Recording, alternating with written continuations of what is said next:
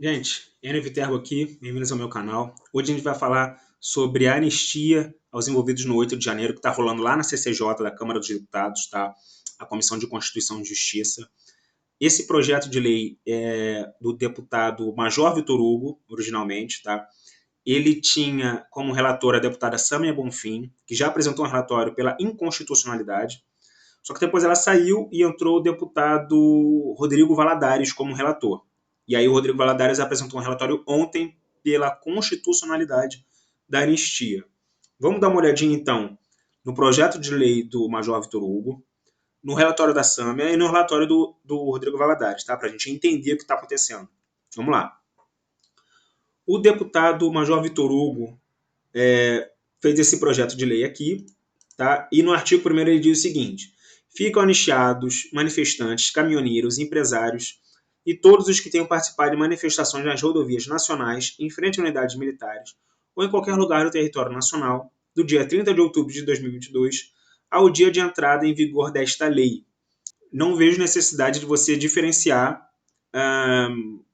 os manifestantes, tá? Dizendo manifestantes, caminhoneiros, empresários e não é necessário, é só colocar ficam anistiados todos os que tenham participado. Aqui dá para cortar esse pedaço, tá? Não vejo necessidade disso.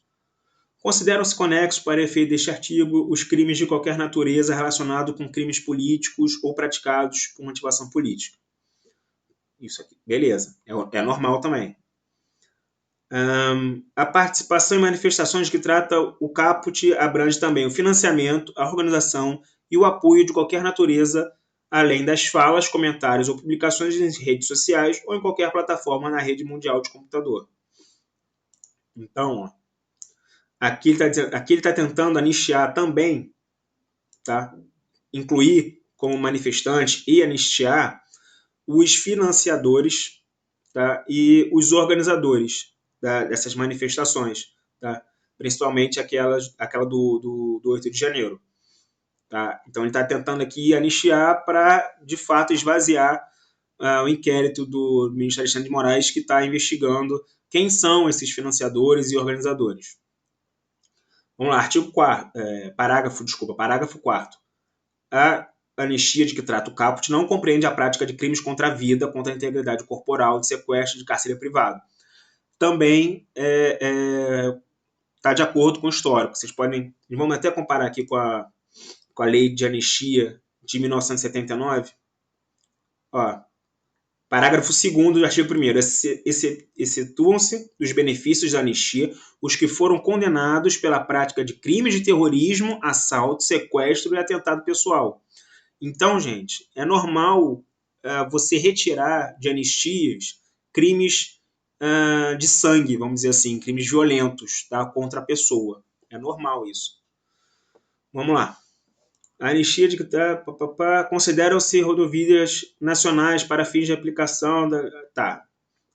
A anistia de que trata o caput também abrange crimes supostamente cometidos ao se ingressar em juízo e as consequentes condenações por litigância de má-fé e processos de cunho eleitoral relacionados ao pleito presidencial de 2022.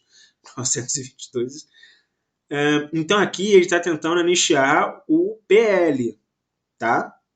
Aqui ele está tentando anistiar o PL que fez aquela ação, não sei se vocês lembram, contra as urnas, acho que foi entre o primeiro turno e o segundo turno, eu não lembro direito quando é que foi, mas até o ministro Alexandre de Moraes multou o PL em não sei quantos milhões de reais por essa ação, por litigância de má-fé. Tá? Artigo 2º. Ficam anuladas as multas aplicadas pela Justiça Eleitoral ou comum às pessoas físicas e jurídicas em decorrência dos atos descritos no artigo 1º. Tá?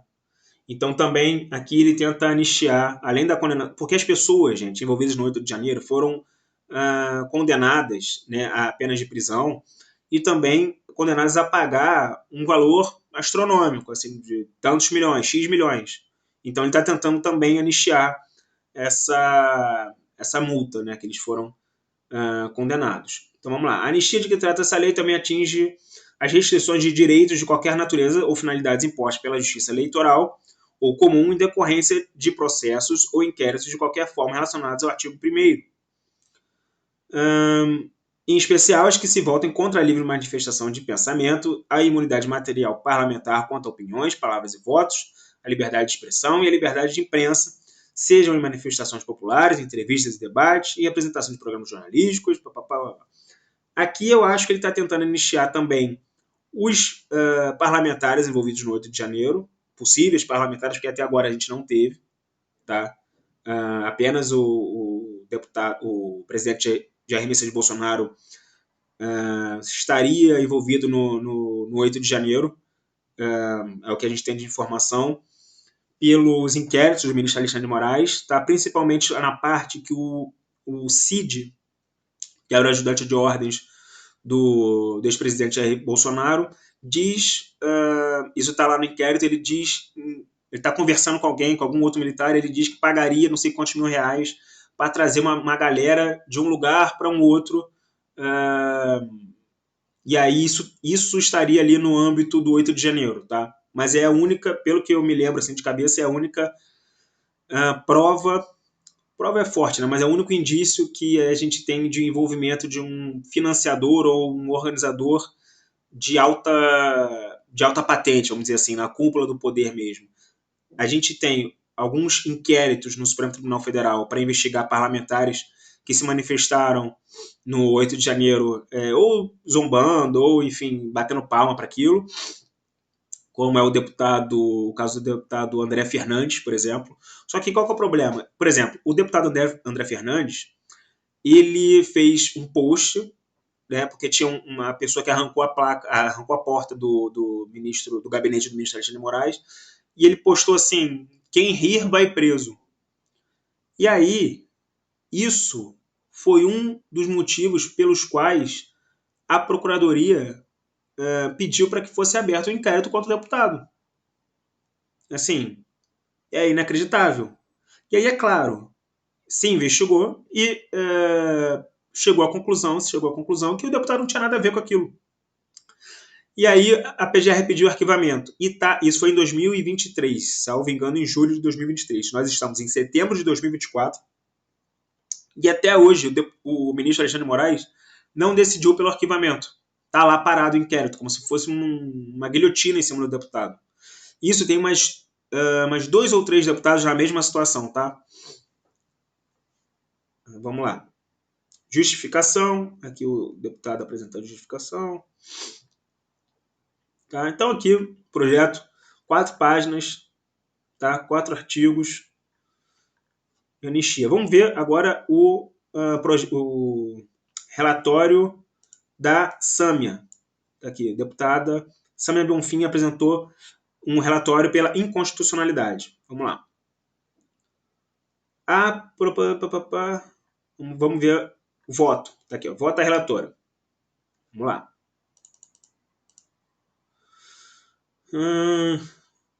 Entretanto, os projetos apresentam patente vício de inconstitucionalidade material. Vamos lá, vamos ver. A anistia é um instituto humanizador do direito da política que tem por finalidade a paz pública e com motivação o interesse público. Logo, a utilização da anistia em benefício próprio de apoiadores políticos configura notório desvio de finalidade que não deve ser tolerado. Isso aqui está errado, tá? Por quê? Porque é totalmente diferente o indulto e a graça, que são institutos de perdão também, mas que são atribuições do presidente da República, da anistia. Tá? Como é que você vai provar que, vamos dizer, que a maioria, vamos dizer que a anistia tenha aí 200 deputados a favor? 200 não, mais, vamos botar 300 deputados a favor da anistia. Como é que você vai colocar que esses 300 deputados fizeram isso em benefício próprio? É difícil, né? Como é que você vai provar isso? Ou você quer me dizer que só a conduta de quem fez o projeto de lei é que deve ser analisada? O deputado Major Vitor Hugo já está condenado, já está... Eu acho que ele não está nem investigado no Supremo Tribunal Federal por envolvimento no 8 de janeiro, tá? Então, assim, essa argumentação de benefício próprio é inexistente. No Estado Democrático de Direito, não há lugar para a edição de leis que contrariem o interesse da coletividade. Tá? Assim, a concessão de anistia nos termos pretendidos pelas proposições sob exame claramente ofende o artigo 1º da Constituição Federal, pois certamente não interessa à população a impunidade de criminosos que cometeram todo tipo de atrocidades, a pretexto de estarem exercendo o direito à livre manifestação do pensamento, comprometendo a segurança, a locomoção e o trabalho e a integridade física e psicológica dos demais cidadãos brasileiros. Isso também não tem sentido, porque você pode fazer essa mesma argumentação para qualquer tipo de crime. Tá? E aí a anistia perde o seu sentido, sabe? Entendeu? Não faz sentido. Porque a anistia é para isso. É para perdoar criminosos. A anistia perdoa crime. A anistia não perdoa fato lícito. Não faz sentido você fazer uma anistia para fato lícito. Então é óbvio que a anistia vai perdoar criminosos. Tá? A anistia é para quem cometeu algum tipo de crime. Tá bom? Ela faz com que esse crime nunca tenha sido cometido, na verdade, juridicamente. Tá bom? Mas vamos lá. As propostas violam ainda o Pacto Federativo, uma vez que a concessão de anistia com relação a multas e sanções administrativas impedirá que os estados e municípios atingidos pelos atos ilícitos cometidos obtenham reparação pelos danos causados. Gente, aqui a gente tem que analisar quem de fato é competente para aplicar essa multa. Tá? Se são os estados ou se é o governo federal. Tá bom? E aí, em decorrência disso, a gente vê se cabe ou não ali essa anistia. Mas aqui é uma argumentação interessante. Ressalte-se que, além das multas que constituem receita dos estados e municípios, a pretendida anistia abrange as multas aplicadas pela Justiça Eleitoral e que, portanto, constituem receitas dos partidos políticos, uma vez que integram os recursos do fundo partidário. E impende salientar, ademais, que os projetos afrontam o princípio de independência e harmonia entre poderes, na medida em que objetivam desconstituir decisões judiciais. Ferem, por consequência, os imperativos do devido processo legal, da segurança jurídica e da coisa julgada. Gente, aqui é uma argumentação bem Reinaldo Azevística, tá? Por quê? Porque esse é o objetivo da anistia. O objetivo da anistia é desconstituir decisões judiciais ou até impedir decisões judiciais, tá bom? Porque ela pode ser feita antes. A gente tem histórico de anistia brasileira feitas durante episódios de tentativa de ruptura institucional, tá bom? A gente tem, por exemplo, durante a revolta da Chibata, nós tivemos o próprio Rui Barbosa propondo uma anistia durante aquele acontecimento, tá? Então, assim, não faz sentido nenhum você dizer que fere o Pacto Federativo porque a anistia iria implicar em desconstituir decisão judicial, porque é o propósito dela. É a mesma coisa que você falar, é a mesma coisa da gente falar que o fato do Supremo Tribunal Federal fazer o controle de constitucionalidade de uma determinada lei do Congresso Nacional fere o Pacto Federativo. Porque quem fez a lei foi o Congresso, não cabe ao STF rever a lei.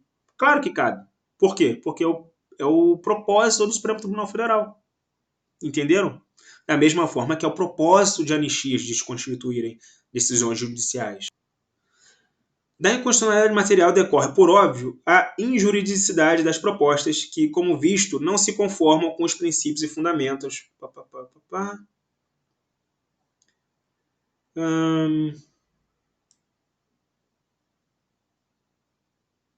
Aí aqui ela fala sobre a técnica legislativa, né?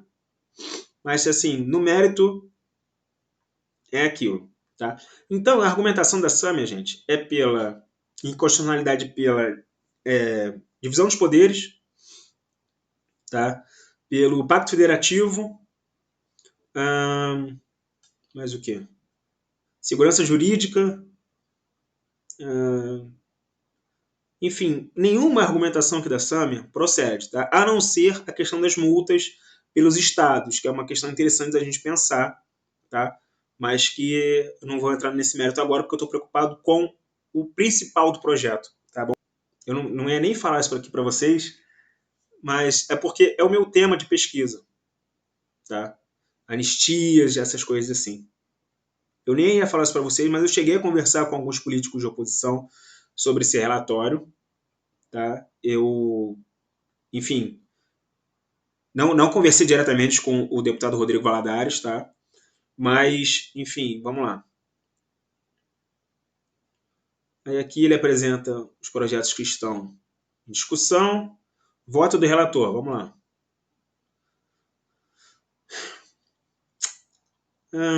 Aqui ele faz um breve histórico das tentativas de ruptura institucional que o Brasil já teve.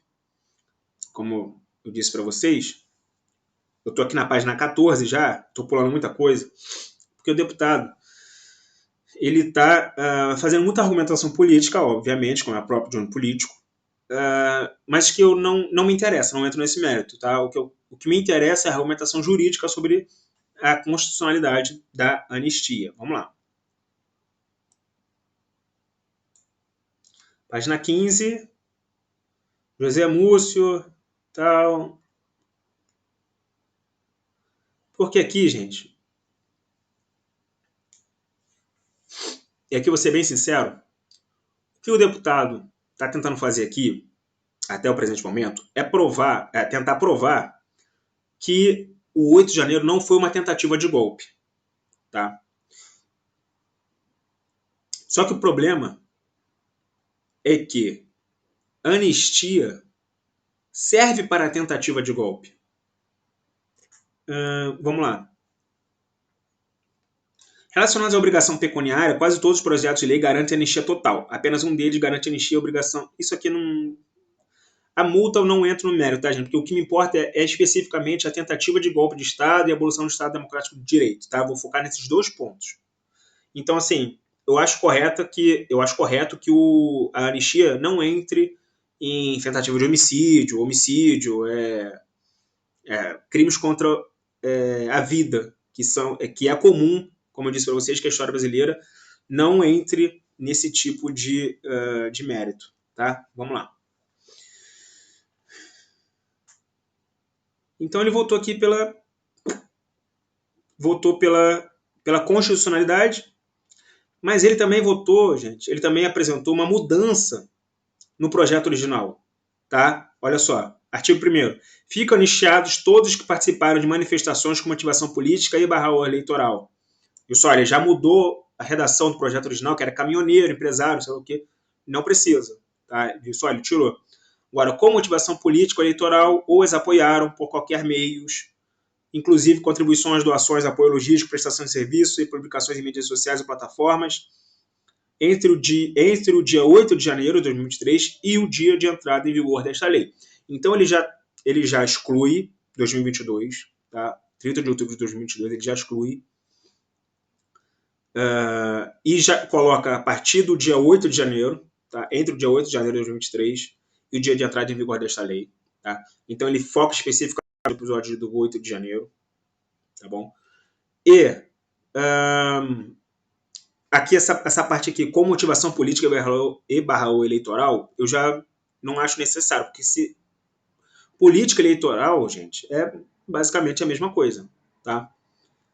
Eu sei que ele quis fazer essa diferenciação para delimitar competências jurídicas, tá? Competência da justiça eleitoral, competência da justiça comum de crimes políticos. Então, pelo que eu entendi, ele quis fazer essa diferenciação para abranger tanto uma justiça quanto a outra, tá? Mas eu não vejo necessidade.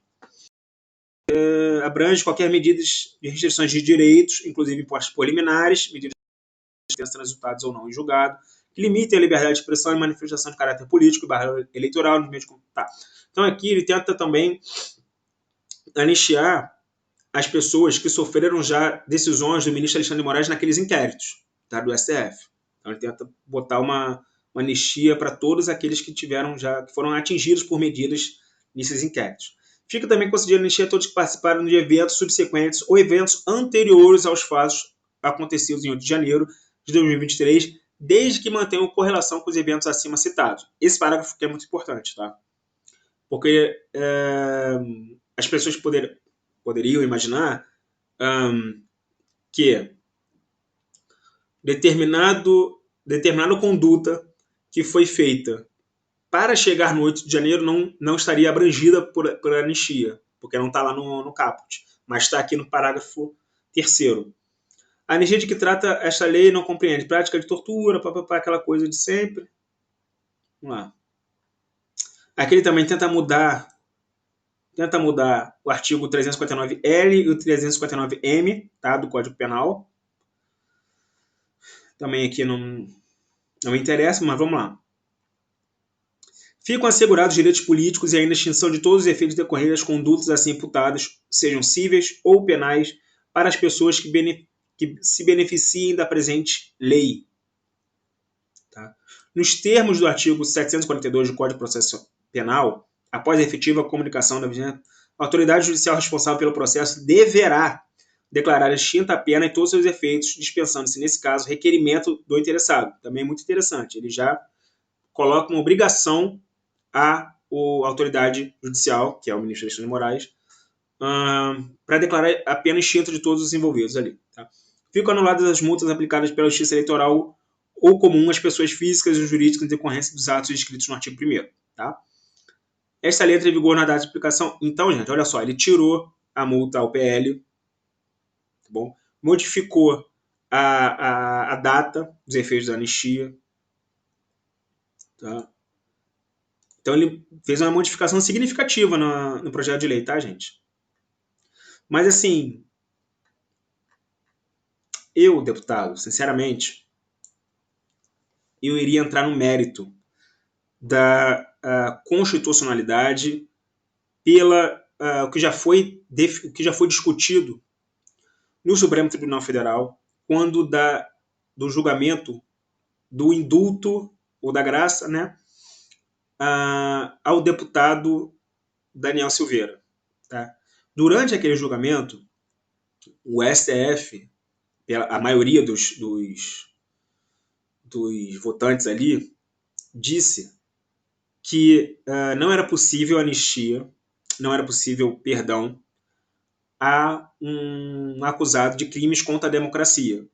O que, obviamente, está em completo desacordo com o histórico de anistias no Brasil. Né? É evidente. A gente tem vários episódios de anistia para aqueles que tentaram dar um golpe de Estado, para aqueles que tentaram derrubar o governo. Isso é o padrão das anistias no Brasil. Mas eles não poderiam fazer isso naquele momento, porque o STF estaria ameaçado, etc. e tal. E aí, naquele julgamento, o ministro, se eu não me engano, foi o ministro Dias Toffoli, disse o seguinte: não é possível indulto ou graça nesse sentido, mas anistia é uma outra história. Tá? Eu vou deixar depois para vocês isso aqui. E isso é muito importante, porque essa anistia veio. Quer dizer, veio não, né? Tá aí no caminho. Então, no meu entendimento, o deputado teria que entrar nesse mérito, tá? Para provar para o Supremo Tribunal Federal, quando a análise, porque isso aqui vai ser judicializado com certeza, o deputado teria que entrar nesse mérito aqui, perder um pouquinho menos de tempo tentando provar que o 8 de janeiro não foi um golpe, mas discutindo constitucionalmente a validade da anistia por uma interpretação histórica e dizendo, gente, a gente teve X anistias no Brasil, XYZ anistias foram para tentativas de golpe de Estado. O Supremo Tribunal Federal já decidiu assim no caso X, no caso Y, no passado, né, se referiu no passado. Então não faz sentido a gente afirmar que não pode que não pode ser anistiado crime contra a democracia. Tá? Eu perderia um pouco mais de tempo ali. Nesse julgamento do Daniel Silveira, nós tivemos uma interpretação completamente diferente do que é normal nas anistias no Brasil. O Supremo Tribunal Federal, a maioria dos membros, disse o seguinte: que existe uma proibição implícita na Constituição Federal para que seja proibida anistia para crimes contra a democracia, pelo artigo 5º, inciso 43 da Constituição Federal, tá? Artigo 5º, que diz o seguinte: a lei considera crimes inafiançáveis e insuscetíveis de graça ou anistia a prática de tortura, o tráfico ilícito de entorpecentes e drogas afins, o terrorismo e os definidos como crimes hediondos, por ele respondendo os mandantes, os executores e os que poderem evitá-los se omitirem. E aí vou ler o inciso de baixo. Constitui crime inafiançável e imprescritível a ação de grupos armados, civis ou militares contra a ordem constitucional e o Estado democrático. Gente, vamos ler aqui, vamos fazer uma leitura atenta aqui. E aí é uma coisa que o deputado tinha que ter dito nesse projeto. Não está na Constituição Federal que existe uma proibição para crimes de anistia, para crimes contra a ordem constitucional e o Estado democrático de direito. A Constituição é bem clara aqui. E você não pode nem falar em proibição implícita, porque a própria Constituição apresenta quais são as proibições. Ela é taxativa, ela diz: são insuscetíveis de graça ou anistia a prática de tortura, o tráfico ilícito de entorpecentes e drogas, o terrorismo e os crimes definidos como hediondos. Não existe aqui crimes contra a ordem constitucional e o Estado democrático de direito. Ninguém ali foi condenado por terrorismo, gente. Apesar do ministro Alexandre de Moraes ter se referido aos manifestantes, aos envolvidos ali como terroristas desde o começo, a Procuradoria-Geral da República descartou denunciar os envolvidos por terrorismo. Então não se pode falar juridicamente, tá, gente, em terrorismo ali no dia 8 de janeiro. Tá? Se não se pode falar nisso, não existe a possibilidade de proibição implícita. Por quê? Porque a própria Constituição depois, ela afirma que a ação constitui crime inafiançável e imprescritível, tá? A ação de grupos armados, civis ou militares contra a ordem constitucional e o Estado democrático. Vocês viram aqui insuscetível de graça ou anistia?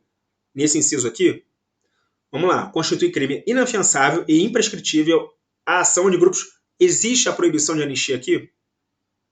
Porque você pode falar que a proibição não está no inciso 43, está no inciso 44. Só que o inciso 44 ele só coloca como crime inafiançável e imprescritível. Ou seja, o Estado estaria autorizado a processar esses indivíduos ad eterno, porque não teria prescrição e também não teria fiança. Só que aqui não se insere, a Constituição não colocou proibição aqui de crimes de anistia para crimes contra a ordem constitucional. É bem claro, gente. Aqui está bem claro. Ela proíbe a anistia para um determinado crime. Para um outro crime, ela diz que é imprescritível e inafiançável. E o que o Supremo Tribunal Federal fez foi dizer que nesses crimes que são inafiançáveis e imprescritíveis também existiria a proibição que está lá no outro inciso, mas não está, está aqui. Está claro, está cristalino. E o ministro Dias Toffoli disse muito bem que a anistia, nesses casos, teria que ser analisada. Teria que ser analisada. Porque não é o que está dito na Constituição Federal. Tá? E o deputado tinha que ter colocado um pouquinho mais de tempo nessa discussão aqui, que é muito importante. Existem outros motivos que eu não vou entrar aqui no mérito, porque eu estou produzindo um artigo científico que eu vou submeter desculpa, que eu já submeti a uma revista de direito, tá? Acadêmica de direito.